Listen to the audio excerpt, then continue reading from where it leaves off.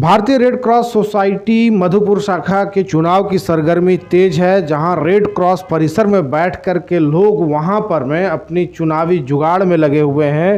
23 की संख्या में पहुंचने की कोशिश है। वहीं जो लोग घर में हैं, ऐसा न सोचे कि वो भी चुनाव को लेकर के मन नहीं बना रहे हैं। इसका जीता जागता प्रमाण हमारे पास है, क्योंकि रेड क्रॉस सोसाइटी के जो अभी कार्यकारी कोषाध्यक्ष भी हम कह सकते हैं और सक्रिय सदस्य के रूप में वासुदेव प्रसाद गुरुटिया जी, जो कि काफ़ी कुछ इन्होंने रेड क्रॉस के लिए किया है, जो कि वहाँ के सदस्य भी इनका नाम लेते हैं। जो भी सक्रिय सदस्य हैं इनका उन नाम सबों के जुबां पर है और इनकी तैयारी इतनी तेज है कि इनके पास मतदाता सूची है, जिस सूची में लगभग 450 मतदाताओं का नाम है। तो आप सोच सकते हैं कि इनकी मेहनत किस तरीके से चल रही है। तो सबसे पहले वासु चचा, हम लोगों के चचा भी हैं, आपका स्वागत है। सबसे पहले किस रूप में इस चुनाव को देख रहे हैं? रेड क्रॉस सोसाइटी का चुनाव 2012 में हुआ था। उसके बाद कई कारणोंवश कुछ वर्तमान पदाधिकारियों की साजिश के बनिस्पत यह चुनाव टलता चला गया और अंततोगत्वा अभी जो हमारे वर्तमान एसडीओ साहब हैं, अनुमंडल पदाधिकारी, उनके प्रयास से ये चुनाव संभव हो पाया है। अब चुनाव होगा और इसमें नई कार्यकारिणी का गठन होगा, चेयरमैन का गठन होगा और फिर नए जोश और उमंग के साथ रेड क्रॉस सोसाइटी आगे बढ़ेगी। आप प्रत्याशी हैं? मैं प्रत्याशी हूँ। इसके पहले मैं कुछ और बतलाना चाहता हूँ। रेड क्रॉस सोसाइटी का वर्तमान परिसर कागज कलम में कलकत्ते की एक संस्था का है और वह फिर रिसीवर के अंडर में, कलकत्ता हाई कोर्ट के रिसीवर के अंडर में। इसमें मैंने काफ़ी प्रयास किया। मैं और आस्थानंद झा, जो एक सदस्य आजीवन सदस्य हैं, हम लोग 2-3 दफ़ा कलकत्ता गए। हम लोगों ने ट्रस्टी से भेंट की, हम लोग रिसीवर से भेंट किए और आज उसका ये परिणाम है। और इसमें एक बात कहूँ कि तत्कालीन एसडीओ साहब नंदलाल एनके लाल, इनका बहुत बड़ा सहयोग रहा और आज वर्तमान में यह परिसर हमारे हाथों में आ गया। एक बात और इसमें मैं कहना चाहूँगा कि लावपाला के चेयरमैन श्री सुशील झुंझुनवाला का भी बहुत बड़ा योगदान रहा। मैंने अपने इस कार्य 15 वर्षों के, कितने वर्ष हो गए, 10 वर्षों के अंतराल में मैंने वहाँ चापाकल बनवाई, मोटर लगाए, टंकी बैठवाए, वाटर सप्लाई शुरू हुआ। वहाँ लैट्रिन बाथरूम बनवाया, खपड़ा लगा हुआ था छावनी में, उन खपड़ों को बदला करके वहाँ करकट टीन लगवाए। इसमें 1.5-2 लाख रुपए खर्च हुए। भाई पवन डालमिया ने सदस्यों को प्रेरित करके कुर्सी टेबल वगैरह का इंतजाम करवाया। एक टीम वर्क के हिसाब से यह कार्य बहुत अच्छी तरह से चलता रहा। अब इसको और आगे बढ़ाने की ज़रूरत है। पहले तो कई कार्यक्रम होते थे। चलंत हॉस्पिटल, चलंत बस भी आती थी जो फुली इक्विप्ड, जिसमें समूची जांच होती थी, ईसीजी वगैरह होती थी, सब फ्री ऑफ कॉस्ट। बहुत लोगों को फ़ायदा मिलता था। होम्योपैथिक औषधालय भी हम चलाते थे अपने पिताजी के नाम पर, जिसको भी कालक्रम में साजिश के अंतर्गत बंद करके दूसरा का नाम दे दिया गया। अब वो चलाते हैं, क्या चलता है नहीं मालूम। तो यही है। अब मैं तो प्रत्याशी कार्यकारिणी का तो हुई ही, लेकिन अंततोगत्वा मैं चेयरमैन का भी प्रत्याशी रहूँगा। अगर सबकी इच्छा हुई, सबको अगर मुझे विश्वास रहेगा, तो मैं चाहता हूँ इंशाअल्लाह मैं ज़रूर कामयाब होऊंगा। धन्यवाद। बिल्कुल। आप जब बात की शुरुआत किए तो सबसे पहले आपने कहा कि साजिश के तहत आपके ही कमेटी के लोग साजिश किए। क्या लगता है, क्या साजिश हुई आपके साथ और कौन लोग हैं, क्या नाम उनका आप जाहिर करें? देखिए, ऐसा सभी जगह होता है, सभी संस्थाओं में होता है, और इसमें चुप्पी साधी रहनी अच्छी बात है। केवल आप समझ लीजिए कि कौन आपके हैं, कौन पराए हैं। चुनाव में तो उस चीज़ को डिस्क्लोज कर सकते हैं आप, चुनाव आ गया है, अब तक आप चुप्पी साधे थे, अब तो खोल दीजिए पत्ता। नहीं, अभी उचित नहीं होगा। अभी इसके लिए नॉमिनेशन के बाद मैं पत्ता खोल मैं बताऊंगा। चलिए, पहले नॉमिनेशन हो जाए। चलिए। अच्छा, अब आप बताइए कि आपने तो बहुत सारे काम किए, लेकिन जो कमिटी, ठीक है, उस कमेटी के साथ आपका गठबंधन नहीं बन पाया, आप किनारे हट गए, लेकिन जो काम अब वो लोग करते रहे, या फिर एम्बुलेंस की बात उठ रही है, कहाँ गया एम्बुलेंस, क्यों भाड़े पर लगाया गया, क्या इन सब को लेकर आपके मन में क्या है?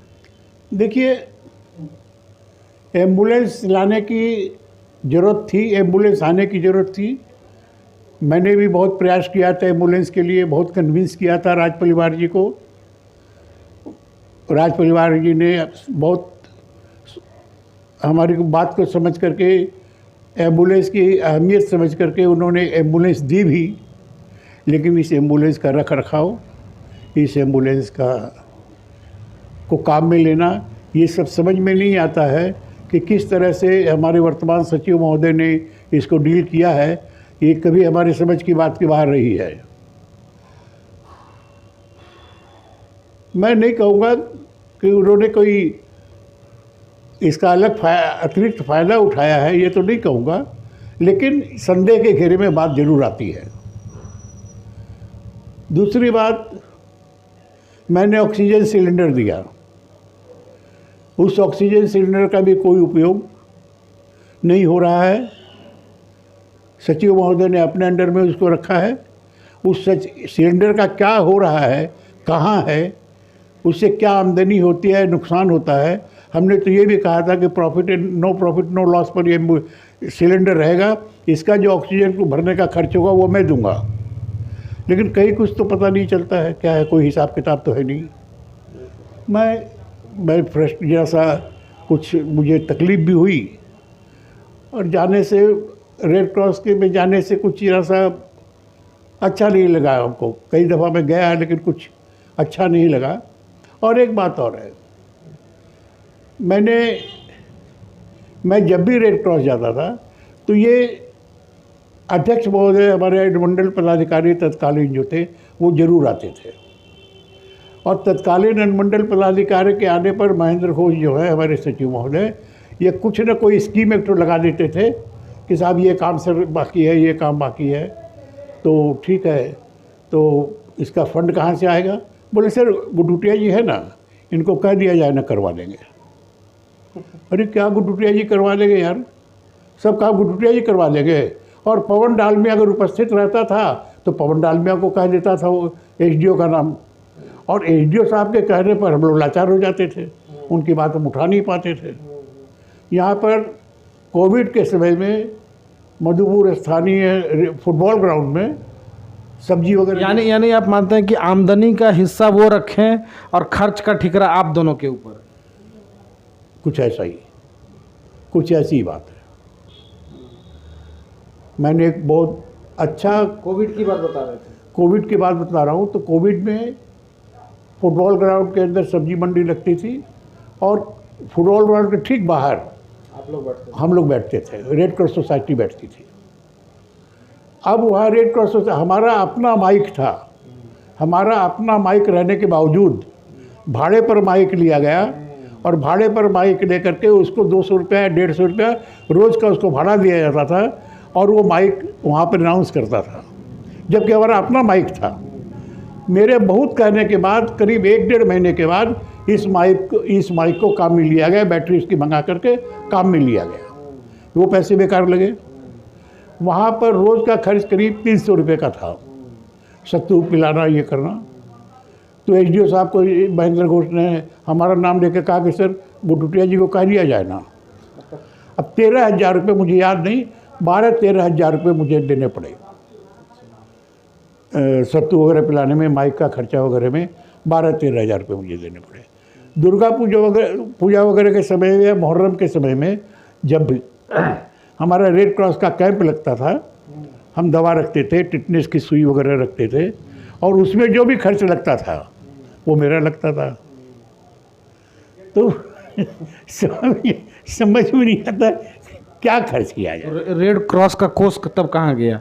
जहाँ तक मुझे याद है कि एक बार एन के लाल साहब के टाइम में एक ट्रेनिंग कराई गई थी अनुमंडल हॉस्पिटल में, कई सारे प्रशिक्षणार्थी आए थे, प्रशिक्षण लिए थे, और उस समय पहली बार रेड क्रॉस में लाखों रुपए का कोर्स बढ़ा था, लाखों रुपए थे उस कोर्स में। लेकिन आज के डेट में कहा जाता है कि नील है, और यहाँ तक कि ऑफिस चलाने के लिए भी अब आधा ऑफिस का हिस्सा को भाड़ा पर दे दिया गया है। भले अब उसको वो लोग उपलब्धि मानते हैं शहरी प्राथमिक चिकित्सा के तौर पर में। तो आप क्या इस मामले में आप क्या कहेंगे? No comment, no comment. क्या तो कोषाध्यक्ष भी आप हैं, तो कोष के बारे में तो आप भी बताइएगा, कोष कहाँ गया? नहीं, इसमें मैं अभी कोई कमेंट नहीं कर पाऊँगा। कैश में अगर घपला हुआ है तो कार्यवाहक कैशियर की हैसियत से मैं भी उसमें भागीदार हूँ। इसमें मैं अभी कोई कमेंट नहीं कर पाऊँगा। यानी मानते हैं कहीं ना कहीं घपला है, कुछ ना कुछ त्रुटि है अंदरूनी। ठीक है, तो बिल्कुल नई कमेटी आएगी तो इसकी जांच भी करेगी, जांच जरूरी है। आप चाहते हैं कि जांच हो? अगर मैं चेयरमैन बना तो मेरा सबसे पहला एजेंडा होगा जांच। जांच आवश्यक है, पारदर्शिता होनी चाहिए, क्रिस्टल क्लियर होना चाहिए। सामाजिक जीवन में मनुष्य को पारदर्शी बने रहना चाहिए। यही मेरा उसूल है। चलिए, अगर आप जीतते हैं तो और आपकी प्राथमिकताएं क्या होंगी, क्या करेंगे चेयरमैन बनने के बाद? देखिए, कार्य क्षेत्र तो बहुत विस्तृत है, बहुत विशाल है कार्य क्षेत्र। हमारे स्कीम के पाइपलाइन में एक मधुपुर में ऑक्सीजन सिलेंडर, क्या कहते हैं, जिसमें ऑक्सीजन जमा रहता है, पेशेंट्स को दिया जाता है oxygen, not cylinder, oxygen bank या क्या कहते हैं उसको, ऑक्सीजन बैंक। दूसरा ब्लड बैंक। मधुपुर में ब्लड बैंक की कमी है। ब्लड बैंक है ही नहीं, देवघर से लाना पड़ता है, खर्चा नाप शनाप लगता है। एम्बुलेंस भी क्या हुई, एम्बुलेंस मुझे नहीं मालूम, एम्बुलेंस का क्या हुआ। तो मेरी प्राथमिकताएं यही कुछ होगी, यही सब कुछ स्वास्थ्य संबंधी मेरी प्राथमिकता रहेगी। और उसके बाद समाज कल्याण के लिए जो भी कार्य बन पड़ेगा, जो भी मेरे सामने एक समाज कल्याण के लिए कार्य आएगा, मैं उसको करूँगा। तो चलिए, एक बहुत अहम बात निकल कर आई है जिसकी चर्चा हमने सदस्यों से की कि कोष कहाँ गया, एम्बुलेंस कहाँ गया, जिसको इन्होंने स्वीकार किया कि गड़बड़ियाँ है, कोष में भी है, और एम्बुलेंस को भी अगर भाड़े पर लगाया गया तो ये भी गड़बड़ी है, जांच के दायरे में है। अगर चेयरमैन बनते हैं तो खुद जांच करवाएंगे। तो ये बहुत बड़ी बात है। वासुदेव गुटुटिया जी एक ऐसा नाम, एक ऐसा चेहरा जो रेड क्रॉस में जाते थे तो वहाँ की जो वातावरण होती थी वो हंसमुख, सभी लोग हंसते थे, एक दूसरे से हंसी मजाक, हम भी कभी कभी गए हैं, बैठे हैं, तो एक हंसमुख वातावरण होता था। लेकिन आज की जो परिदृश्य है, लोग कहीं ना कहीं तनाव में रहते हैं और वो चेहरे पर हंसी नहीं, वो सुकून नहीं दिखता है। ऐसे दो नाम तो ज़रूर हैं, वासुदेव प्रसाद गुटुटिया जी और पवन डालमिया जी। इन दोनों के रहने से रेड क्रॉस की छवि बिल्कुल ही एक अलग सी दिखती थी। लेकिन इन दोनों के लगभग मुझे लगता है कि साल डेढ़ साल से ये लोग नहीं जा रहे हैं। कारण क्या है अंदरूनी, ये तो ज़रूर पीड़ा है, नॉमिनेशन के बाद बताएंगे, वो हम भी जानेंगे, आप भी जानेंगे। तो बने रहिए हमारे साथ, दीजिए इजाज़त, सहयोग। अभी आगाज है तेरा, बहुत कुछ सीखना है, कमर कसनी अभी बाकी है, मुट्ठी भींचना है। अभी आगाज है तेरा, बहुत कुछ सीखना है, कमर कसनी अभी बाकी है, मुट्ठी भींचना है। भले हालात हो कैसे भी, बस ये सोच ले तू, यही है जिद, यही है राह।